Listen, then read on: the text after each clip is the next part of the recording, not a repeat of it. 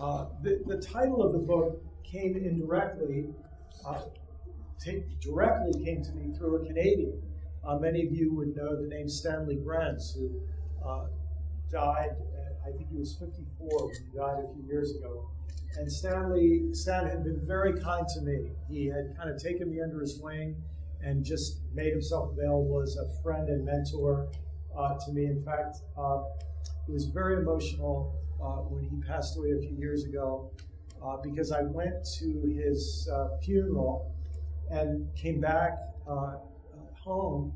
And when I got home, a set of CDs were waiting of a panel discussion that had taken place on some of my work. And he was kind of the friendly participant in the panel. And I took the CDs, and I didn't have a CD player that worked in my house, so I went and put them in my car, and I took a drive. And to hear Stan kind of defending me and interpreting me graciously was very meaningful. And Stan had said to me, probably in 2001 or 2002, he had used this term, generous orthodoxy. He was the first person I'd heard use the term. And of course, he was quoting Hans Frey, who said, "My own vision of what might be propitious for our day, split as we are, not so much into denominations as into liberal or mainline and conservative evangelical schools of thought, is that we need a kind of generous orthodoxy, which would have in it an element of liberalism and an element of evangelicalism." Stan himself was a Canadian Baptist, and he was coming from an evangelical background, but he was highly conflicted with that background. He felt that, in fact, he wrote a very important book on the subject called Renewing the Center, where he talked about this. If you think about driving a car, sometimes if your wheel alignment isn't right, as soon as you let your hand off the wheel, it always goes one way or the other. And in the evangelical community, the car always wants to go off the right shoulder into the ditch over there. And he talked about that tendency. In fact, our last conversation, just a few days before he died of a stroke, we were talking, and he had said to me, if he had to do it again, there were a lot of things he would do differently. Of course, he had no idea he was about to die. It was just one of those interesting, reflective conversations, all the more because of what happened a few days later. But he said if he had to do it again, he would do it differently. He felt he could have spent his energy a lot more productively in more liberal settings because there would have been more freedom to pursue his project and to bring to that project many of the resources he gained as an evangelical. So I see why Stan had such an appreciation for this quote from Hans Frey. Stan also introduced me to an important American philosopher, a philosopher of religion, philosopher of science named Nancy Murphy, who is an interesting woman because she teaches at a seminary, but as a philosopher. And Nancy has an interesting way of talking about the modern era. She looks at the world introduced by the Reformation as a world in the middle of an identity crisis. Here's the way she sets it up. Imagine that you're a Protestant in the early years of the Protestant movement, and you can just hear all your Catholic relatives leaning over your shoulder saying, "It won't be long. You give up the Pope, and you're going to believe just about anything. You're going to break into all kinds of schismatic denominations. Pretty soon you'll be atheists if you give up the Pope." So there's this sort of insecurity for Protestants that when they give up some of the structure that had been developing for well over 1,000 years, that things are going to go south. And Nancy Murphy identifies the great crisis that gives birth to modernity as David Hume. When David Hume comes along, in a sense, as an Englishman, but in the Protestant north of Europe, and just basically throws atheism out on the table as an option. Suddenly now, the Christian world in Northern Europe is faced with a real challenge. And she says that we responded to that modern crisis of the reality that now there's, in a sense, nothing to hold you back from atheism. we respond to that challenge with a conservative response and a liberal response. And maybe later we'll want to talk about that a little bit. But you could think of it this way.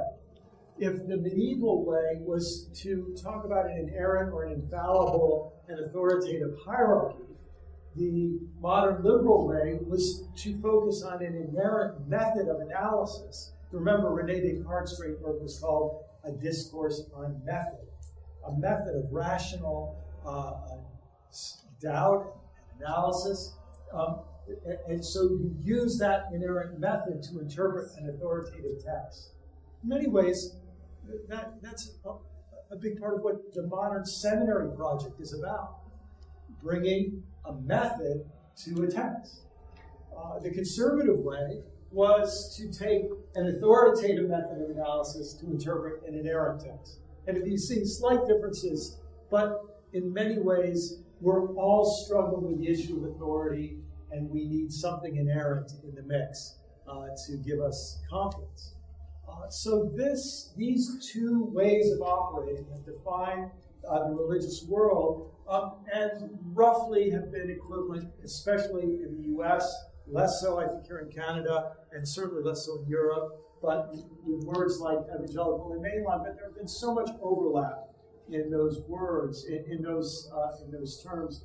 But what's happened in recent decades is that liberal and conservative have increasingly defined themselves in opposition to one another.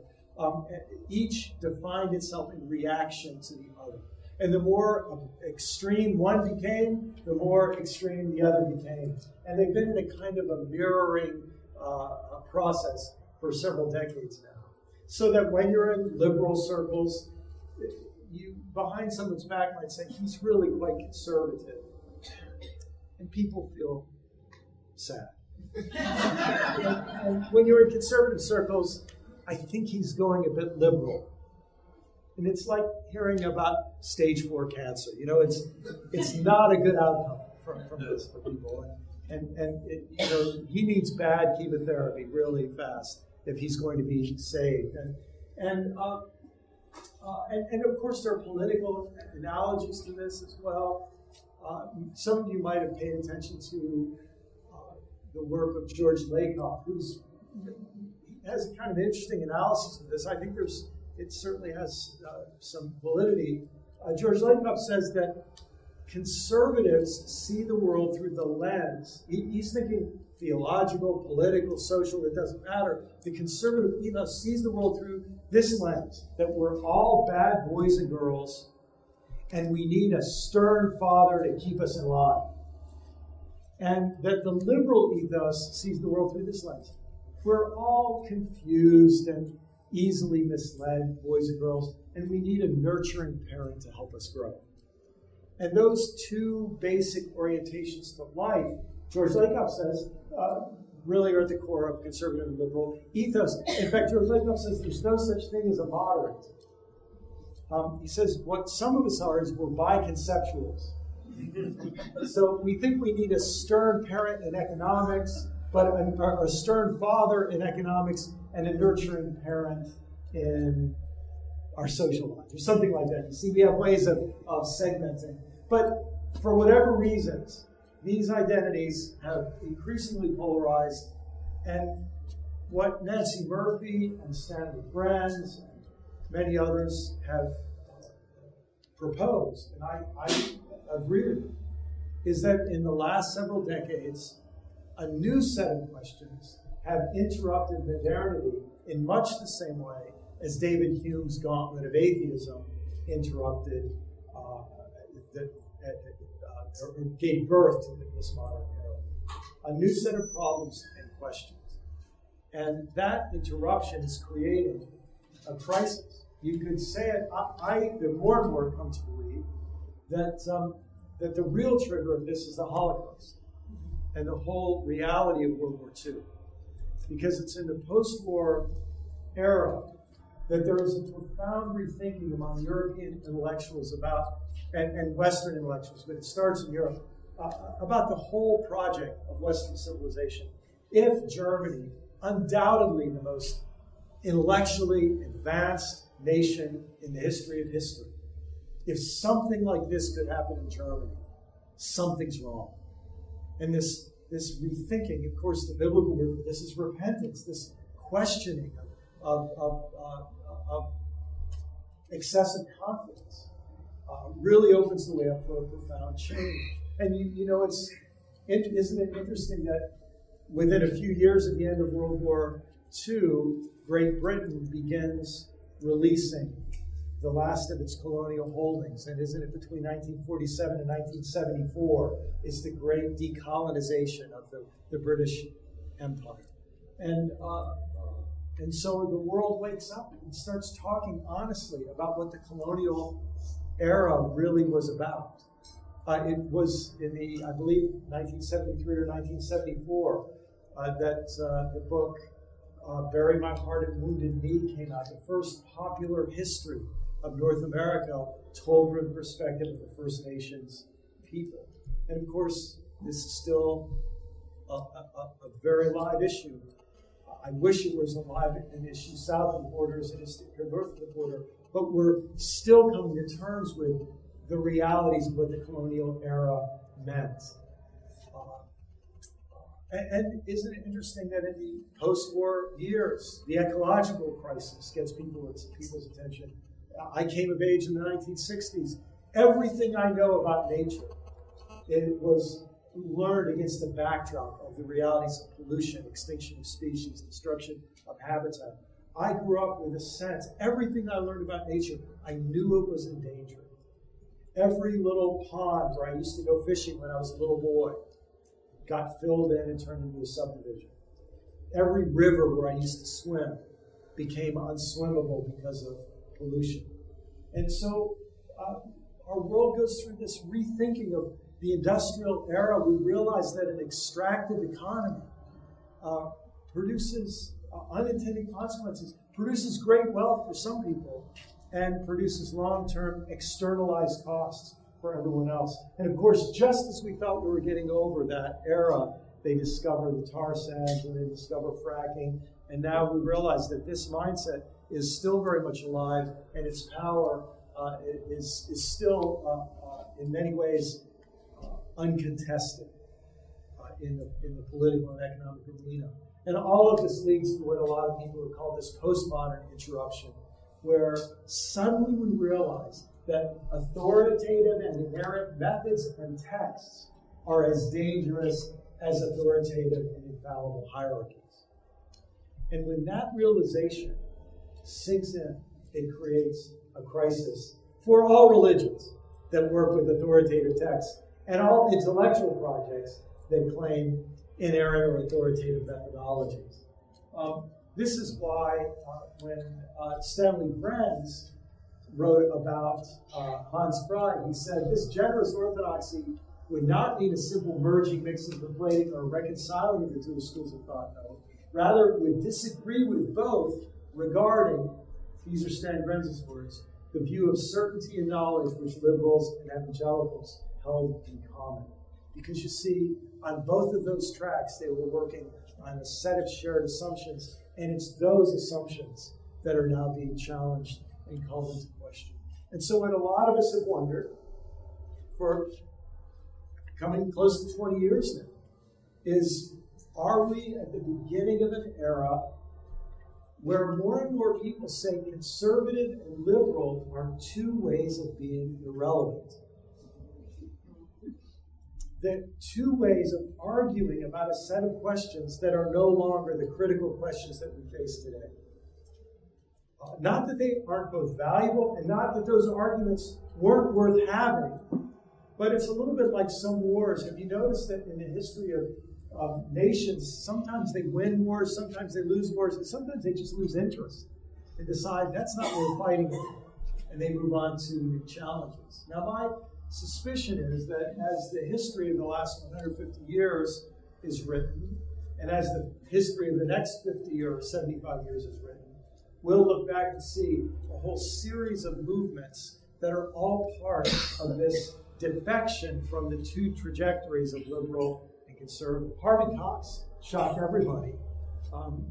Harvey Cox from Harvard University when he suggested that Pentecostalism was a defection, not a reinforcement of modernity, but a defection from modernity. Now, I think you could say that Pentecostalism was in the process of being co-opted, once again, largely by forces of modernity. But that maybe we'll understand that a whole series of movements over the last couple of generations are perhaps contributing to the emergence of something new, and that's what I was after in writing about this book, Generous Orthodoxy.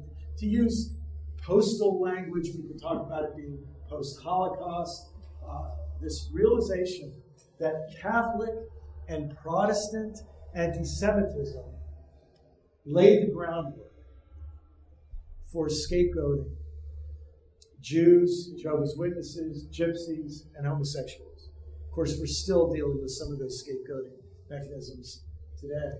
The realization that the colonial era was in many ways like Sunni and Shiite struggles in the world today. Southern European Catholics and Northern European Protestants in a race to get wealth and power around the world because neither wanted to be dominated by their rival. So we start to see this colonial era was profoundly religious. I was shocked a few years ago when I read a couple of paragraphs from Jürgen Moltmann telling that about the relationship between the writings of Joaquim de Fiore, what was he, 12th century or 13th century? I forgot, somewhere right around there, about how his writings had talked about the reign of a new king who would bring in the kingdom of God. It was like the Tim LaHaye Left Behind novels, where he created this hope for a political millennium. And that this played a big role in Christopher Columbus being able to get money from King Ferdinand, hoping that he would become the fifth monarchy, which sounds a little bit like the Third Reich, which played, you find out that biblical eschatology played a role in the launching of the colonial project of the Americas, which we don't know the exact number, but maybe meant as many as 18 to 20 million North Americans killed, either through disease, land theft, or war. And nobody knows how many tens of millions in Central and South America. And then the environmental impacts of an extractive industrial economy. I mean, we have to face what the industrial economy involves. It's an economy of extraction, getting wealth by extracting resources, processing them to produce products, unprecedented wealth. But it was all taking wealth that had been accumulated from the time of the dinosaurs and converting it from a long-term, a fixed asset into a short-term liquid asset, and in many cases a gaseous asset that has created incredible wealth and prosperity, that this architecture and that the temperature of the air in this room, all of this plays a part in. And we're part of this industrial economy, but the super typhoon Haiyan reminds us that there are that you end up reaping what you sow. And you pump things into the atmosphere and pump things into the oceans and so on. And guess what? There's no way to throw anything away. And so we're paying attention to this. Another that we're just in the early stages. Pretty much we're all aware that communism is largely dead, although these things have a way of resurfacing if the underlying issues aren't dealt with. But we still haven't come to terms with the fact that, how did my Latin American friend say it? Communism is very good at distribution and not very good at production. Capitalism is very good at production, not very good at distribution. What is it?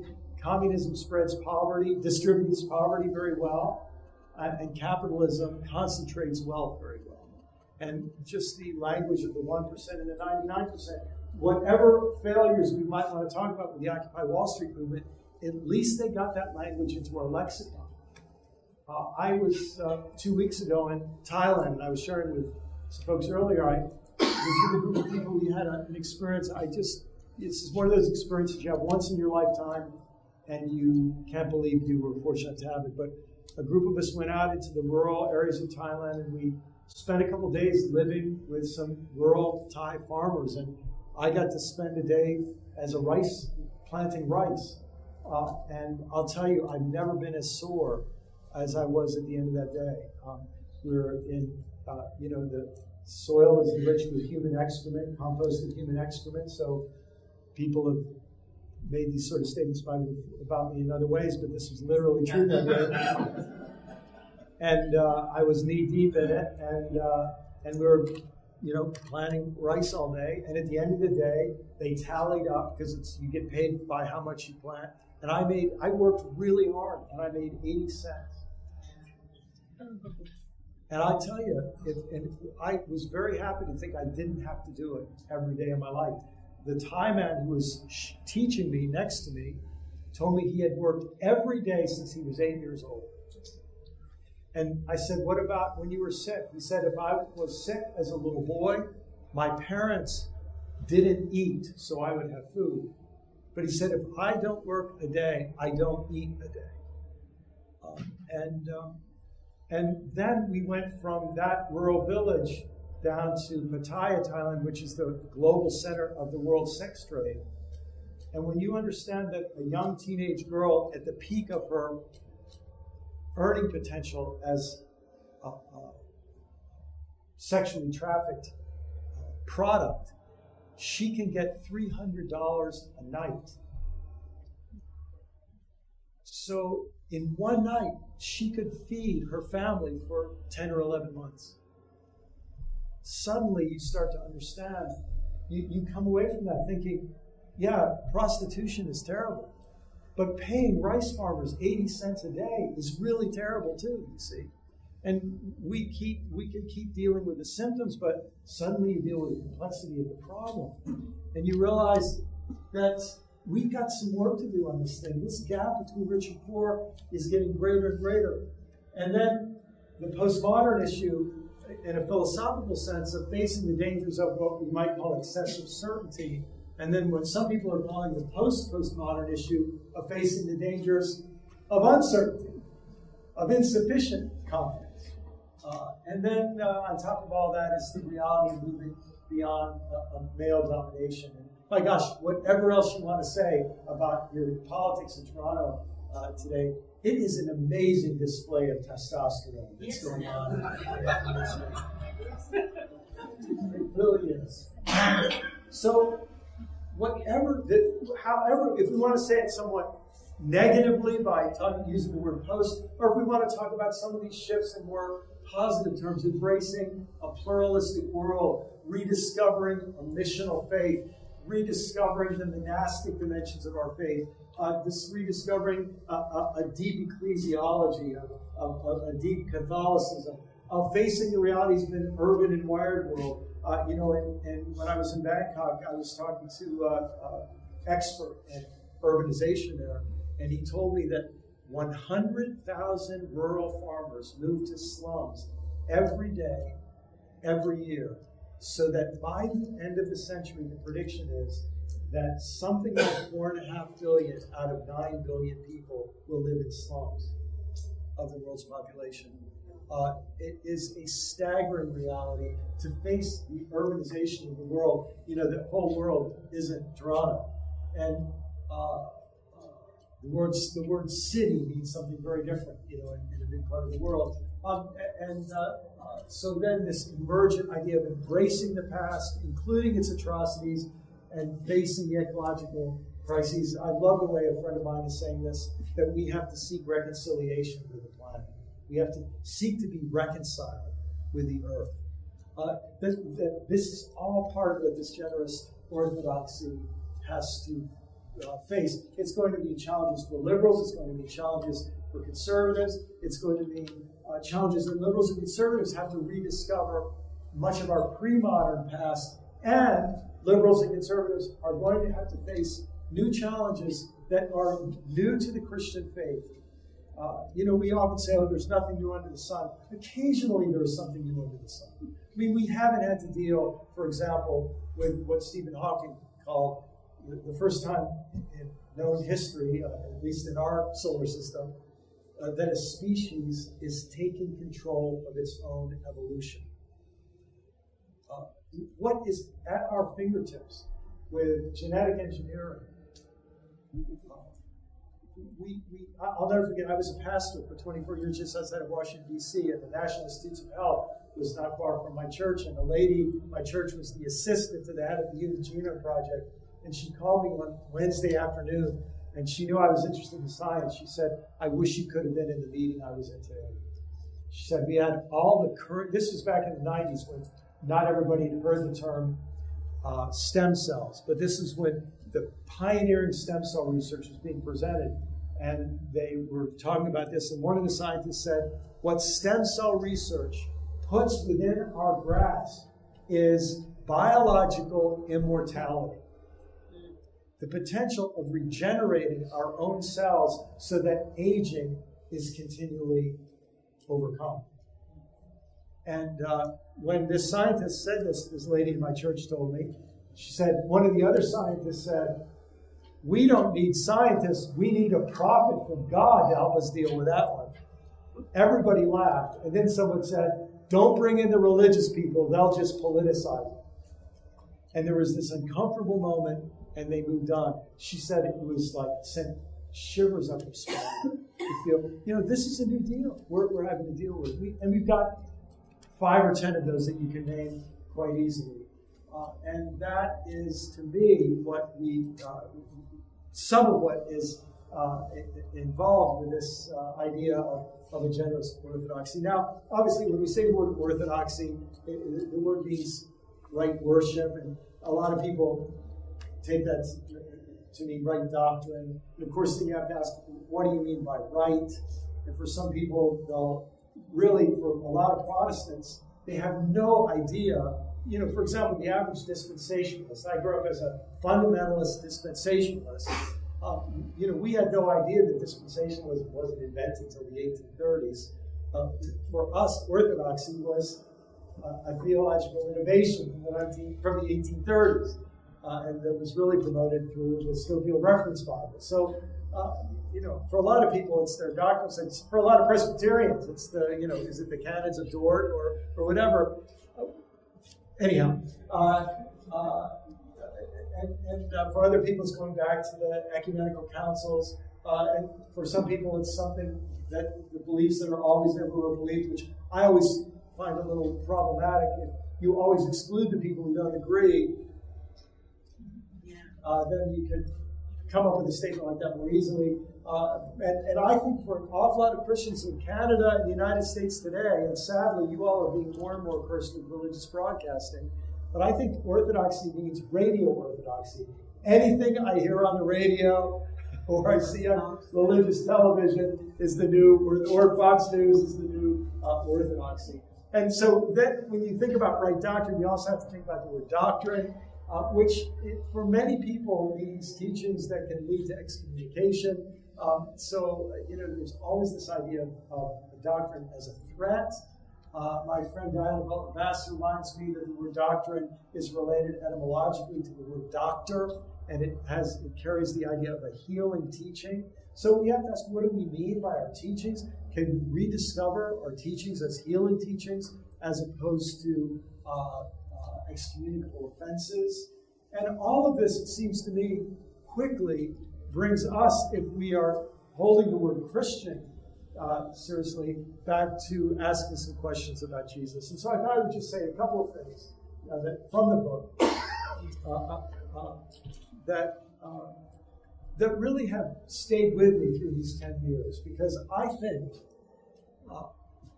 really before I got in the game, there was a big battle. I think this was probably a battle from the early, maybe the 1920s and 30s up until, I think it's still going on in some places, but it was the battle of whether this religion was about Jesus or it was about a certain kind of Western civilization. And I think one of the things the postmodern era has done is it's made us less cocky about Western civilization. Now, I'm aware that there are some sort of re-sacralizing of Western civilization that's going on in some theological movements. I don't get that myself, but there it is. But I think what's happening for an awful lot of us, from very conservative to very liberal, is a rediscovery and a refocused attention on Jesus, saying, if we're going to be Christians, we ought to at least be as interested in Jesus as Buddhists are in the Buddha. And we ought to take him a little more seriously. And when I reflect on this in my own biography, I was brought up with the conservative Protestant Jesus, and Jesus' main work was to die to pay for my sins. I remember being taught that the Sermon on the Mount was not for us today. It had other purposes. And I was taught, actually Luther taught this, that the only purpose of the Sermon on the Mount was to say, you thought you were bad in relation to the Ten Commandments? Read the Sermon on the Mount, you'll really feel guilty. And really, Jesus was important for his role in solving an equation about forgiveness and condemnation. And really, Jesus was an atonement, was a functionary for an atonement equation to be worked out. And we loved Jesus and we had devotion to Jesus, but behind it all, there was a kind of mechanism that Jesus was born to die. I don't know how many times I was told that, and I was really shocked to find it wasn't a chapter and verse. But that view of Jesus is what made me a Christian. I became a Christian because of that view of Jesus. I didn't want to be a sinner. I didn't want to go to hell. And I wanted to be forgiven. And I was really glad that somebody was willing to work that out for me. And that gratitude really bonded me to the Christian faith. Some years later, I discovered the Pentecostal Jesus. I didn't really want to, but I had some very persuasive friends. And they really didn't give me any choice. And I remember coming home, and I was a teenager. I had just gone through a kind of dramatic conversion experience, and my Pentecostal friends told me that it didn't really matter if I didn't speak in tongues. And man, that was tough. And I remember saying, God, if you want me to speak in tongues, I'll sing like a Tweety bird, but I can't fake it. And so, eventually I got all my charismatic cards punched, and I've got it in my wallet. And, you end up with your ID card, and you discover that an awful lot of the Pentecostal movement is a lot of hype and a lot of fakery. But you also discover that even if 5 or 10% of it is real, that 5 or 10% is pretty great.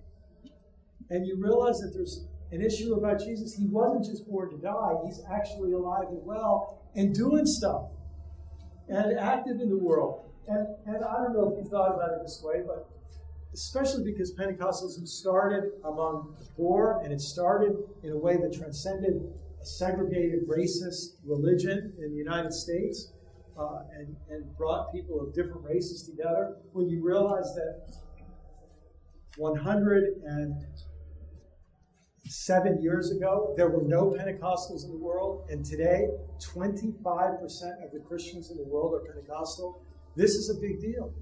And in the places in the world where the church is growing most rapidly, Pentecostalism is Christianity. And if this current trends continue, that Pentecostalism becomes the normative form of Christianity, probably in the lifetime of our children or grandchildren. And I don't know if you've thought of it this way, but Pentecostalism is really good news as a post-colonial form of Christianity. Because colonial Christianity went to the colonized people of the world and said, yeah, we're exploiting your land. Yes, we're exploiting your labor, but we're giving you civilization and you'll go to heaven when you die, so don't complain. And the Pentecostals came along and said, no, Jesus wants to help you when you're sick. And Jesus wants to help you when you're poor. And Jesus cares about the mess you're in. And he's going to do something about it. amazing news. And to have confidence that the presence of Jesus is available to make a difference in people's lives, that was a precious discovery. I along the way, bumped into the Roman Catholic Jesus because I was a literature major, and I decided to do my thesis under a really annoying professor directing my master's thesis. And I decided I couldn't stand to work under that oppression anymore. So I needed to change my subject, and I stumbled onto this Catholic novelist named Walker Percy. And through Walker Percy, I started to read Gabriel Marcel and discovered the Catholic existentialists. And I ended up having to learn about Catholicism through a literary degree. And when I did, I discovered that in the Catholic tradition, it's not that Jesus was born to die, it's that Jesus rose, and that this idea of the victorious Christ who gets victory over death, this suddenly is a very different vision of Jesus, and a very different vision of the faith that had a huge effect on me. I discovered the incredible resiliency of the Catholic Church, that it had the ability to create these little ecclesiola, these little mini churches, and these mini movements, and it managed to contain them within the whole and keep the vitality within the whole, rather than continually splitting off like we Protestants were so good at doing. And I discovered so much to love and honor about the vision of Jesus that came to me through the Catholic Church. It really helped when I married a Catholic woman, and my mother-in-law said, well, if you couldn't be Catholic, at least you were smart enough to marry one. Some years after that, I discovered the Eastern Orthodox Jesus. And this was a real paradigm shift for me, because I've been completely ignorant about the understanding of Jesus. If you want to say it this way, for me as an evangelical, Jesus was important because he died, and for Catholics, he was important because he rose, and for Pentecostals, he was important because he sent the Holy Spirit. For Eastern Orthodox, he's important because of Christmas. Because simply by entering humanity, Jesus had bonded God to creation and taken creation into God. And in that sense, because of the incarnation, creation is doomed to salvation. God is bonded to creation, and there's no way out of this thing. And so many rich insights came to me through the vision of Jesus through Eastern Orthodoxy. It took me a long time to overcome my prejudice against the liberal Protestant Jesus, because as a young fundamentalist, I'd been taught liberal Protestants, Presbyterians were really scary. They were really dangerous people. God actually tricked me into trusting a liberal Protestant through fishing. I was fishing one day and found that my fishing buddy was a seminarian at Harvard Divinity School. And if it hadn't been for fishing, I would have walked away. But he was catching more than I was, so I didn't want to leave. But then I understood that this emphasis on the teaching of Jesus, the radical, brilliant teaching. This still happens to me. I was just talking to a friend of mine the other day. We're sort of theological nerds, and we actually get together and talk about the Bible, and we're talking about one of the parables. And I just said, he was brilliant. He was, I won't tell you the exact word I used, but he was extremely brilliant. And, when you just, it's just this levels of brilliance of Jesus' insight into the human condition and into what needs to change. Stunning. And it was through those associations I was introduced to John Howard Yoder. I remember I read The Politics of Jesus 3 times. The first time I read it and thought, this makes no sense.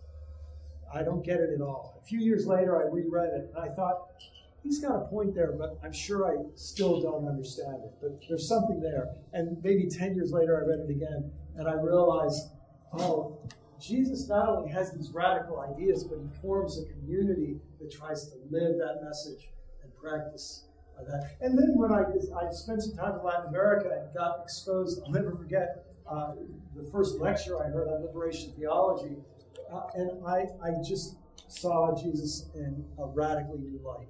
When you understand Jesus against the backdrop of systems that always accumulate wealth and power for the few, and where the many are left, as a friend of mine calls it, we discover the theology of the multitudes, and you see Jesus in that context.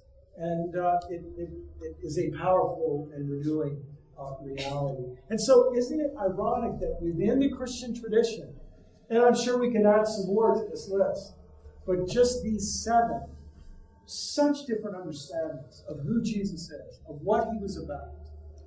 And what remains to be explored is it possible for us to, in some way, say there is wisdom in all of these visions of Jesus, and in some way what would happen if they were integrated theologically, if they were celebrated liturgically, and if they were inculcated through proclamation and through reinforcement? What would happen if our holidays actually helped us bond more deeply, and our rituals bond more deeply to these understandings of Jesus? I just think that could result in a generous orthodoxy that could make a profound difference in the future of the Christian faith, and could I say the future of the world, because 33% of the world's population is affiliated with this faith. And if 33% of the world are getting it, things go way better than if they're not for everybody else. And that's a good place for me to stop, because I want to be sure we have a lot of time for questions. I just thought I should, though, say, when the book came out, I thought, this is finally I'm going to write a book that's not controversial. And my goodness sakes, this was the book that got me in more trouble than any of my books up to that point. I thought this was such an easy to agree with book,